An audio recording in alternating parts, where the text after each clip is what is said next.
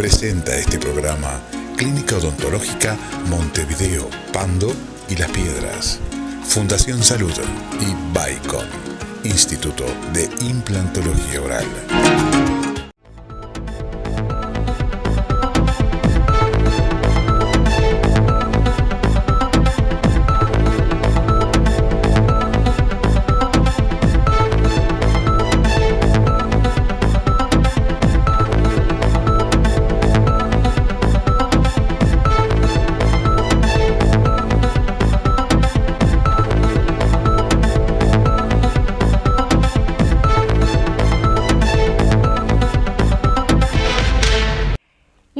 Estamos aquí iniciando juntos un nuevo programa de Hablemos de Salud.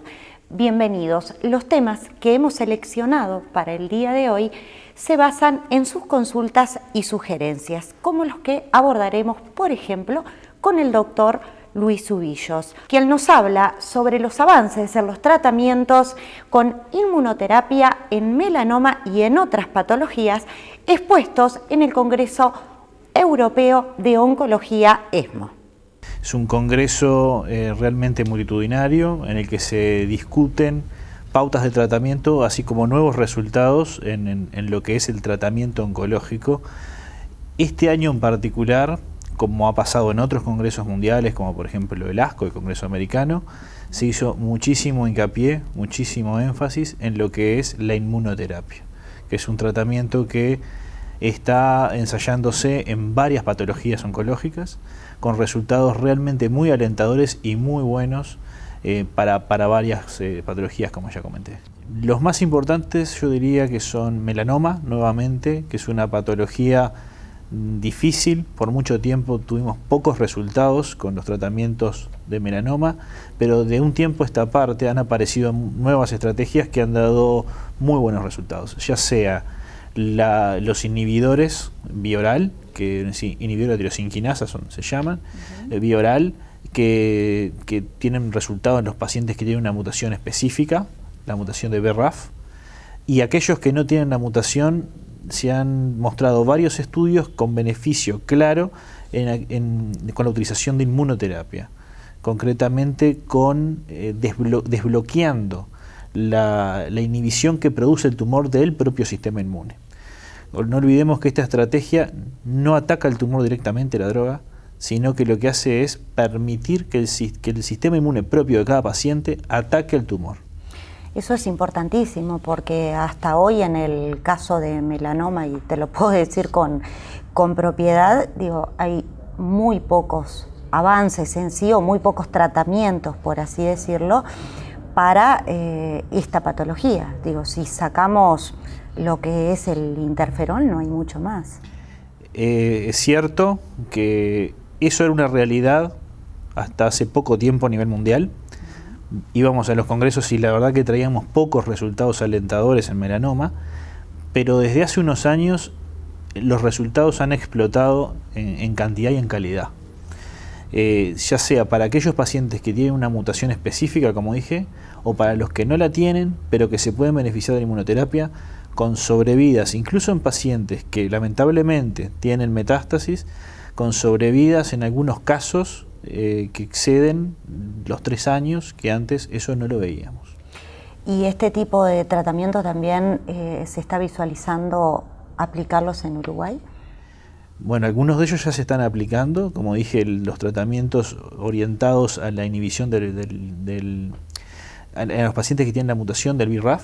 Esos pacientes ya están accediendo a la medicación por algunas vías, ya sea porque la solicitan al ministerio o porque la compran, y están siendo tratados con esta medicación.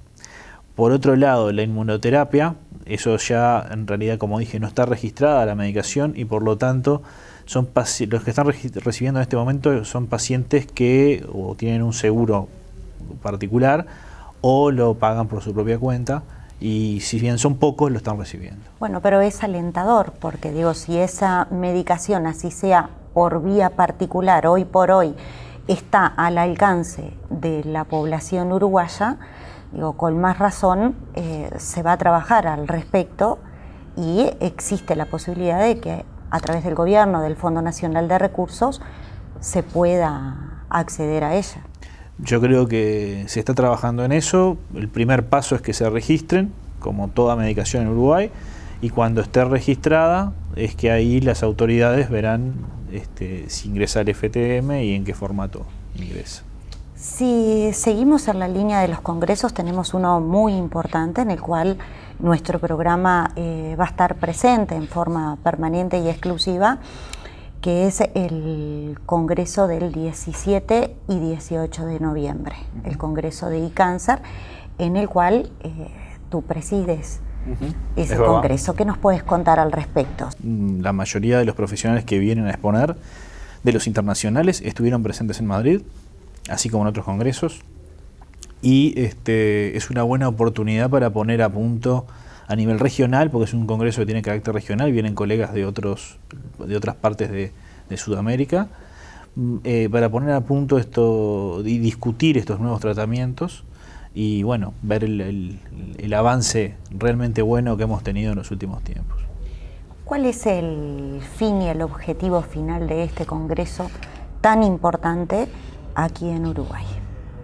El objetivo final es, como todo congreso, pero traído al Uruguay, de que podamos discutir las mejores opciones terapéuticas para los pacientes. Los congresos tienen ese beneficio, que podemos discutir, mostrar la evidencia, la mejor evidencia científica para el tratamiento de los pacientes, discutir entre varios profesionales y podemos llegar a acuerdos de la aplicación de esas estrategias en nuestro país. Este va a ser en Uruguay, con invitados, obviamente va a haber docentes uruguayos, prestigiosos, también va a haber de la región y también va a haber de otras partes del mundo, por ejemplo Estados Unidos, algunos sudamericanos que están trabajando muy bien en Estados Unidos y vienen a exponer aquí en Uruguay. Bueno, entonces yo en el momento te despido, te doy las gracias por haber estado aquí y te dejo para que tú invites a los televidentes y a los demás colegas principalmente a asistir a este importante congreso donde también se están otorgando becas para la asistencia de los mismos. Exactamente, bueno, invitamos oficialmente a aquellos colegas que quieran ir al iCáncer, que va a ser desarrollado el 17 y 18 de noviembre en el Grand Hyatt. Podemos dejar a disposición el mail para que se anoten. Es completamente gratuito porque la idea de iCáncer es que esto sea accesible para todos los colegas que quieran ir y aprovechar de todos estos profesionales que vienen de muchos lugares del mundo para compartir sus conocimientos. Presenta este espacio Bicom, Instituto de Implantología Oral. Vamos a recibir en nuestro estudio a Javier Besonart, médico geriatra, coordinador de la Oficina del Adulto Mayor en el departamento de Durazno. ¿Cómo estás, Javier? ¿Qué tal? ¿Cómo estás? Un saludo para ti y toda la audiencia. Yo estoy muy motivado con esto que proponen ustedes, que es una oficina del adulto mayor en el departamento de Durazno. ¿Por qué surge esta oficina? ¿En base a qué? Acá hablamos de otro tipo de enfoques donde no es solamente medicina, sino también de llegar desde la pata social, ¿verdad? La valoración geriátrica integral no solamente es lo médico, lo funcional y lo mental, sino que también lo social tiene una importancia relevante. ¿Cómo acompaña el pueblo de Durazno, que de repente no pertenece a esa franja etaria, a todas estas actividades y estas iniciativas? Bueno, esto cuando empezamos a realizar Miss Durazno del adulto mayor, era elegir a la reina mayor de 65 años, a Miss Simpatía, a las princesas, y también a la de mayor edad que se animara a desfilar. Era la reina madre o Miss Años Dorados, como la titulábamos. Después los varones también pidieron su lugar, porque si bien hay muchas mujeres y pocos varones, también dijeron, solo que también quiero el rey, quiero Mister Simpatía y Mister Elegancia. Esto hace... Imagínate, hace 5 años que estamos realizando estas actividades y eso fue lo que empezó a sensibilizar mucho, y ahí va tu pregunta, al resto de la población, al ver a mi abuela que es reina, a ver a mi abuela que salió y se animó a desfilar delante de 1000 personas en una plaza. Todo lo que movía a nivel familiar, porque todos después iban con hinchada, con globos, con todo lo que te imaginás para tratar de alentar a la abuela que estaba en ese certamen. Miss Durazno dio a que el año pasado celebráramos Miss Uruguay en Durazno, lo hicimos en el Club Unión. Ahí salió premiada una señora del interior de Durazno, de Blanquillo, María Isabel Fernández, donde nos dio la posibilidad de ir a Foz de Iguazú, Cataratas del Iguazú, a competir por Miss Latinoamérica. Y lo ganamos. Y fue como traer la Copa Libertadores.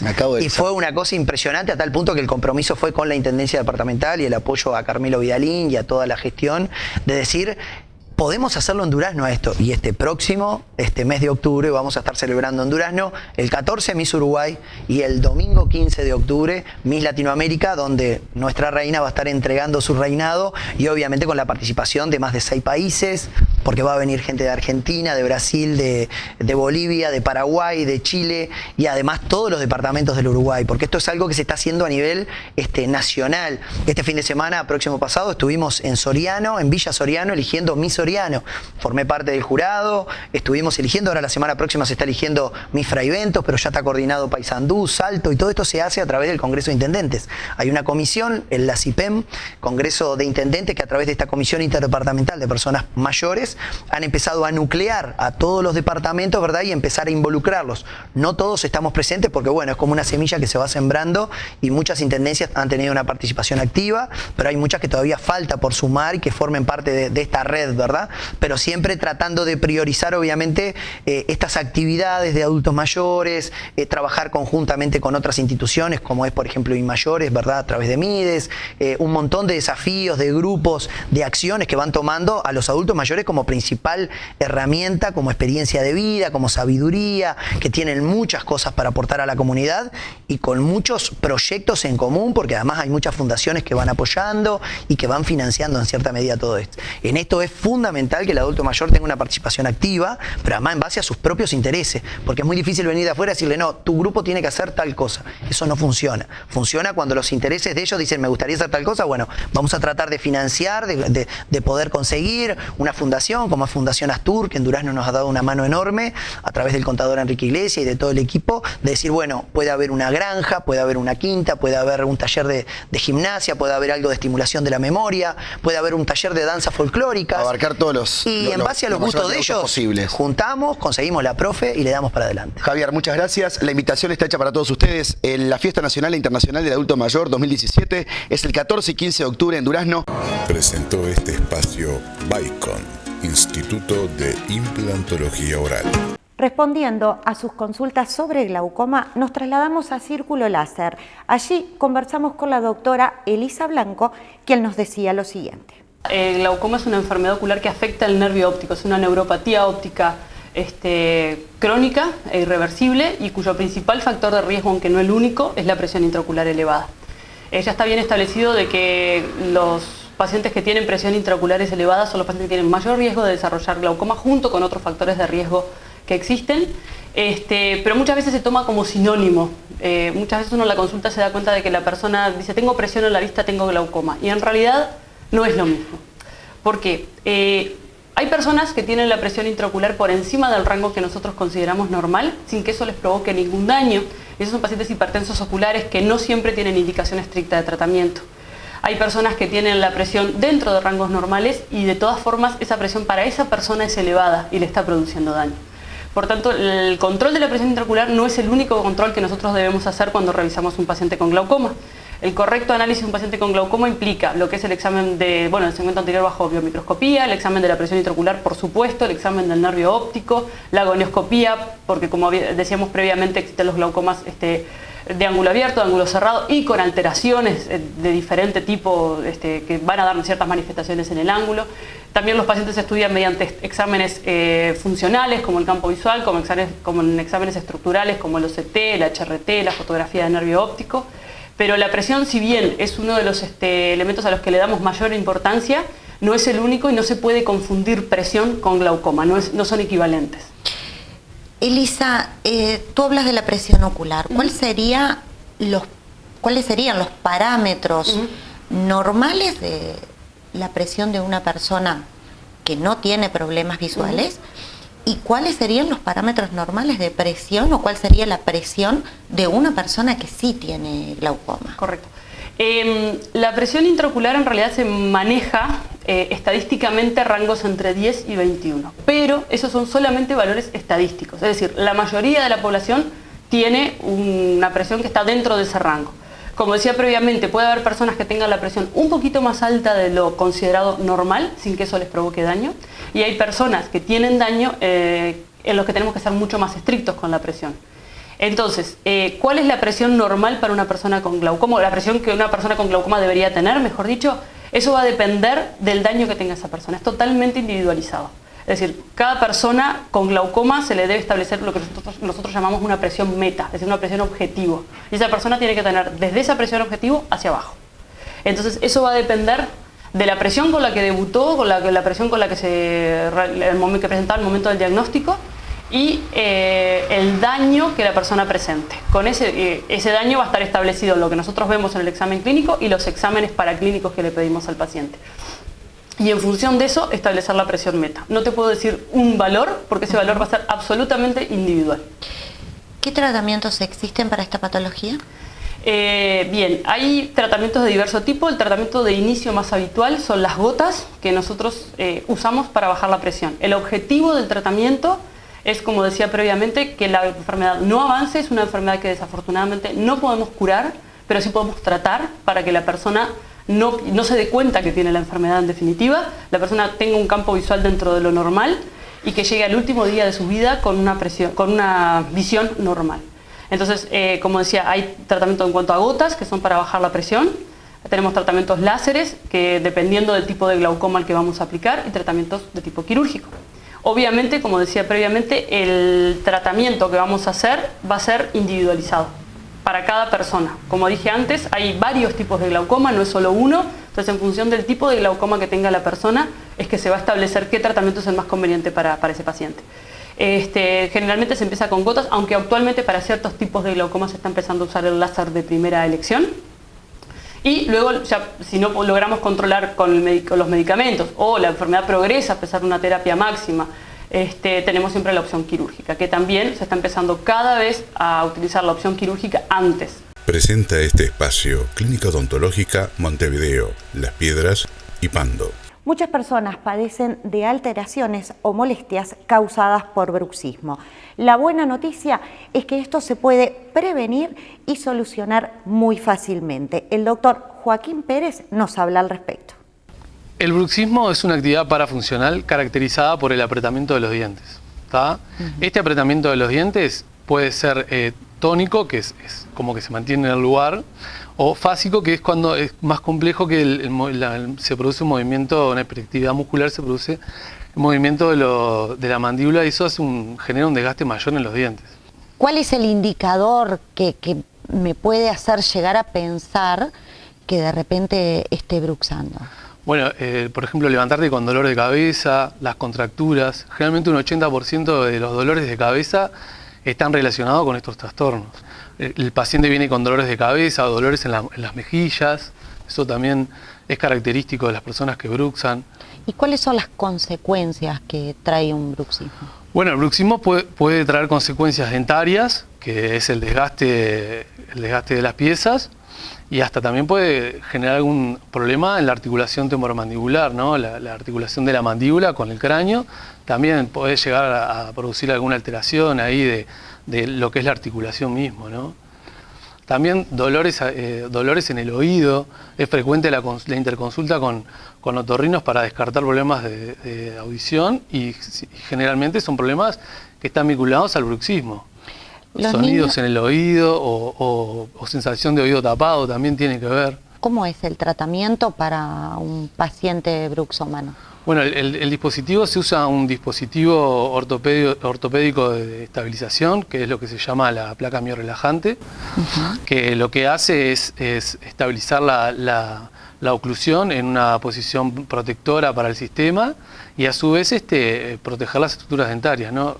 Existe el bruxismo primario, que es el bruxismo de origen nervioso central, que viene por el estrés, y después está el bruxismo secundario, que está asociado a, por ejemplo, al café, al mate, al té, al alcohol, a nicotina. Por ejemplo, el cigarro aumenta el doble la predisposición a bruxar, o sea que fumadores, si tienen bruxismo, lo van a aumentar más todavía. Después hay otro bruxismo, como habíamos dicho, el de apretamiento y el de frotación. El de frotación es más destructivo porque no está apretando los dientes, está como frotándolos, que uno escucha rechinar a la persona. Entonces ese bruxismo es más destructivo para las piezas dentarias. Bueno, es muy importante que si una persona siente que está bruxando, que se levanta con dolores de cabeza, que detecta que el cansancio es a nivel de mejillas, que es donde están los músculos más potentes del cuerpo, que son los maceteros, después de las 5 de la tarde, disminuir todo lo que es mate, café, todo lo que son estimulantes, disminuirlos. Lo otro que estaría bueno que se hicieran ejercicio, 40 minutos de caminata por día, eso ya hace que la actividad baje. Y bueno, por ahí andaría encaminada la cosa, aumentar también la ingesta de frutas y verduras, eso también ayuda. ¿Beneficia? Beneficia. Si sienten que tienen algún problema de esta índole, que pasen por la clínica, las consultas son sin costo y los diagnósticos también. Y bueno, los esperamos por la clínica Montevideo. Presenta este espacio Clinos, Centro de Salud Mental. Del Centro Clinos quisiéramos recomendarle que si usted ha comenzado recientemente a tomar medicación psiquiátrica y nota alguna situación emocional, alguna situación cognitiva en el pensamiento, en la forma de estar cotidianamente distinta a como usted es habitualmente, se ponga en contacto con su médico de referencia, ya sea particularmente, ya sea en la emergencia de su prestador de salud, para consultar los motivos y cómo resolver esa situación. No lo suspenda de forma abrupta por su propia cuenta y tampoco cambie la dosis o la forma de administración y los horarios por su propia cuenta. Siempre asesórese con su médico de confianza. Debemos tomar conciencia que todos en algún momento seremos abuelos y que es ahora cuando debemos reivindicar los derechos del adulto mayor. Para hablar sobre este tema recibimos a la licenciada en comunicación Alison Kennedy, quien se refiere al Código del Adulto Mayor presentado en el Parlamento. Lo que es el Código del Adulto Mayor fue redactado en base al Código del Anciano, que era un anteproyecto de ley que había redactado mi abuelo hace 25 años atrás. Él era médico geriatra y de hecho en el año 1991 lo presentaron en el Sindicato Médico del Uruguay y ahí fue la primera conferencia que se dio sobre el Código del Anciano en su momento, ¿no? Porque las normas y las leyes en materia de los adultos mayores en el Uruguay empiezan a surgir a partir del año 2000 en adelante. Pasaron 11 años donde no se había creado nada regulatorio referente en materia de los adultos mayores. Actualmente en Uruguay existe lo que es la Convención Interamericana de la Protección de las Personas Mayores, ¿sí? Que fue emitida por la OEA, que es de marco internacional, que ahora al ratificarse se supone que debería ser de marco nacional, y el Código del Adulto Mayor, por supuesto que contempló a lo que es la Convención Interamericana, la integra el cuerpo jurídico, o sea, esas normas y principios que propone la Convención están integradas en lo que es el Código del Adulto Mayor, integra otras leyes aisladas que habían, porque crear un código implica crear un conjunto de normas ordenadas sistemáticamente referentes a una materia determinada, en este caso los adultos mayores, y además propone nuevas políticas públicas, todo para mejorarles la calidad de vida a los adultos mayores. Y justamente lo que busca es que socialmente se entienda el concepto de que entre todos podemos crear algo bueno y positivo, porque no existe un código del adulto mayor. No sé cuál es el motivo por el cual durante estos 25 años no se había creado un código tampoco, cuando es una idea que está totalmente vigente y que es totalmente válida que se haga, porque así como existe el código del niño y de la niñez, puede perfectamente existir un código del adulto mayor para el Uruguay. O sea, son conceptos diferentes, lo que es la convención, lo que es el código, lo que es una ley, pero es todo unitario y todo en conjunto. ¿Cuál es el objetivo en sí de este código? ¿Cuáles son esos ítems a destacar que se tendrían que cambiar o asumir dentro del código? El código actualmente contiene 25 capítulos y 158 artículos. Es importante destacar que a lo que fue realizado en base a otro código, ¿sí? El código original fue redactado justamente por médicos geriatras, ¿no? El primer código fue redactado por médicos geriatras, entonces por supuesto que el tema de la salud y de mantenerse en autonomía era muy importante también, ¿no? O sea, de hecho es muy importante. En el nuevo código también plantea la importancia de la autonomía de las personas mayores, ¿sí? La importancia de que sigan trabajando hasta donde su capacidad psíquica y física se los permita. También habla sobre, bueno, por ejemplo, en materia de salud, que aquellas personas que cuiden a los adultos mayores, que tengan determinada formación, ¿sí? Y que sea algo totalmente vocacional, cosa de que después no ocurran determinados casos de abuso y maltrato hacia las personas de la tercera edad. O sea, preparación y educación. Exacto. También propone, bueno, por ejemplo, más puntual en materia de salud, la creación de un hospital diurno. Actualmente existen lo que son los centros diurnos y los refugios nocturnos, pero el código también propone lo que es la creación de un hospital diurno, que eso va a hacer que las policlínicas, por ejemplo, actualmente no, de adultos mayores que estén más descongestionadas, y bueno, y así como otros detalles más. También, como el concepto de crear un código implica tomar todo lo que se venía haciendo, ¿no? Y además incluirle cosas nuevas, porque es una integridad. Hay que tener bien claro cuál es el concepto de un código, ¿sí? Un código es una unidad, una integridad, que el hecho de crear un código implica prestarle una mayor jerarquía y un mayor compromiso, tanto legal como social como judicial.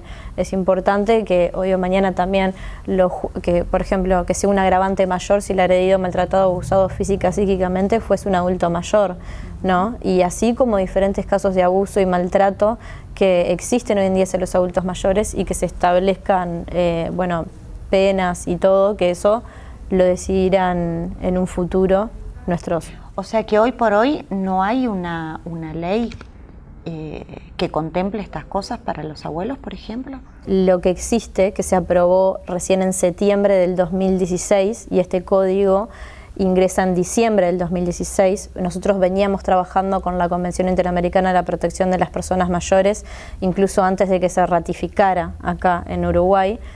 Uruguay es el segundo país en ratificarla después de Costa Rica, ¿sí? Costa Rica fue el primero, y estuve en una reunión también con la OEA, y que tienen oficinas acá con organismos internacionales como la OEI, que es la Organización de Estados Iberoamericanos, y este tema también ha tomado repercusión en el exterior, pero por el hecho de que la idea de crear un código justamente implica eso, bajar a tierra todas otras cosas y reordenar y mantener regulado durante un mismo cuerpo jurídico todo, y además proponer nuevas ideas, ¿no? Esas nuevas ideas que ya varios legisladores han hecho devolución sobre el código y están de acuerdo, de varios partidos políticos, ¿sí? Con la creación del código. Muchas organizaciones, muchas iglesias, ONG, asociaciones, instituciones civiles, por supuesto que sí, las personas en su casa, adultos mayores participaron del código, lo leyeron, se les preguntó a ver qué opinaban sobre el código, estaban totalmente de acuerdo en crear un código para sentirse más visibles, porque justamente muchos dicen que se sienten invisibles y que está bueno que eso ya no pase más. ¿Y en qué perspectivas de tiempo pensás que todo esto se puede solucionar? Porque el tiempo apremia. Sí, totalmente. Bueno, espero que no pasen 25 años más como pasó, ¿no? Que hace 4 años ya que vengo trabajando con este tema, y espero que entre todos haya voluntad para poder sacarlo adelante cuanto antes a este proyecto, que bueno, es una idea que está, como te decía, totalmente vigente y que puede perfectamente aplicarse para que sea justamente mejorar la calidad de vida a muchas personas en el Uruguay, y además también generar conciencia social a través de este tema, ¿no? Y de reivindicar los derechos de los adultos mayores. Le agradezco muchísimo estar aquí. De más está el decirte que tienes las puertas abiertas del programa para seguir abordando e insistiendo con este tan importante tema que en realidad nos concierne a todos. Como dije al principio, todos en algún momento vamos a ser adultos mayores y vamos a necesitar de jóvenes como tú que estén peleando por nuestros derechos. Gracias. Antes de irnos, les recuerdo que pueden visualizar y profundizar en los informes brindados en el día de hoy en nuestras redes sociales Hablemos de Salud Uruguay. Nos vamos agradeciéndoles a ustedes por su preferencia y compañía, a los profesionales invitados, y les recordamos que su salud siempre es lo más importante. Nosotros los esperamos la próxima semana aquí en la pantalla de su canal.